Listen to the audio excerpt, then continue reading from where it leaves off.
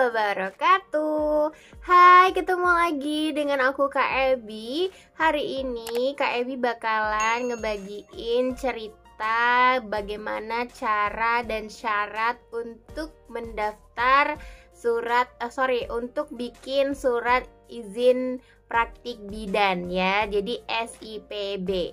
Teman-teman bidan di sini yang sedang akan membuat SIPB atau mau melamar kerja tapi membutuhkan SIPB, wajib nonton video aku dari awal hingga akhir, karena di akhir video nanti aku akan menyertakan beberapa contoh surat permohonan untuk pengajuan SIPB ke Puskesmas, ke DPM PTSP, dan ke IBI ranting tempat kita mendaftar menjadi anggota IBI.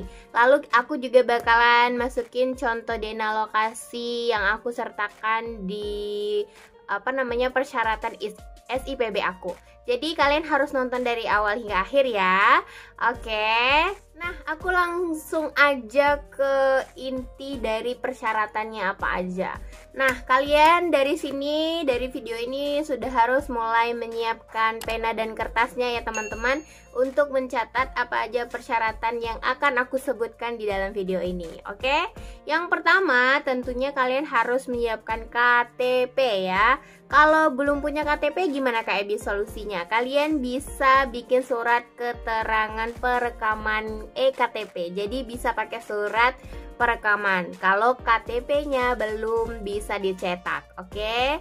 Nah, yang kedua adalah scan ijazah legalisir. Nah, jadi ijazah kalian harus yang sudah dilegalisir di kampus ya, atau di tempat kalian sekolah. Oke.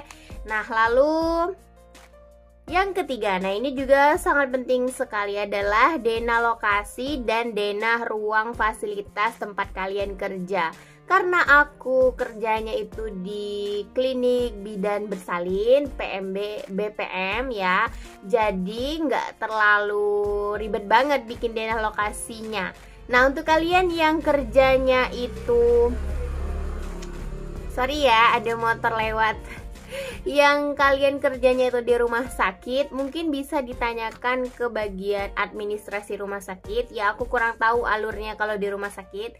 Kalian bisa tanyakan di tempat kalian kerja masing-masing. Oke. Nah, lalu yang keempat, kalian wajib punya STR aktif.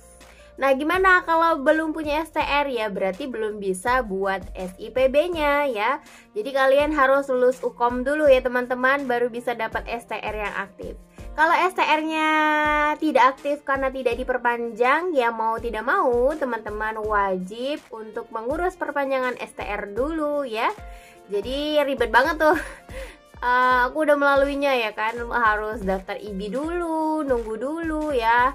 Pokoknya kalian bisa lihat itu di video aku ya, yang tentang menjadi anggota IBI itu gimana. Nanti aku sematkan di atas ya videonya. Nah, lalu syarat setelah STR, kalian wajib memiliki surat rekomendasi organisasi profesi IBI di kota tempat kalian tinggal. Jadi kalian harus bikin surat permohonan nih ke PCIBI ya, di tempat kalian tinggal. Sebelum kalian bikin surat rekomendasi PCIBI, kalian harus bawa surat rekomendasi dari ranting IBI tempat kalian terdaftar menjadi anggota IBI ya. Nah, jadi gimana dong Kak Ebi prosesnya? Tentunya kalian bikin dulu surat permohonan. Kalian tentunya harus daftar jadi anggota IBI dulu. Itu yang pertama. Yang kedua, kalian datang ke ranting IBI dengan membawa surat permohonan bahwa kalian mau bikin SIPB, yang dimana surat permohonan itu nanti akan dikeluarkan oleh ranting ya. Balasannya dari surat permohonan itu adalah surat yang untuk dibawa ke PCIBI ya, atau ke organisasi IBI tempat kalian tinggal, di kota kalian tinggal. Oke? Karena nanti surat rekomendasi dari profesi IBI itu yang harus kita punya, yang kita bawa, yang kita upload. Kalau kalian pakai offline ya mungkin nanti akan dicek langsung ya oleh orang DP MPTSP. Kalau kalian daftarnya via online, tentunya surat rekomendasi itu akan diunggah ke website atau mungkin ke aplikasi dari DP MPTSP tempat kalian tinggal. Seperti itu ya. Jadi itu alurnya teman-teman ya. Nah, nanti di akhir video aku sematkan foto-foto contoh dari surat permohonan ya, surat permohonan untuk IBI, untuk ranting IBI dan untuk puskesmas. Oke, jadi nonton sampai selesai ya teman-teman ya.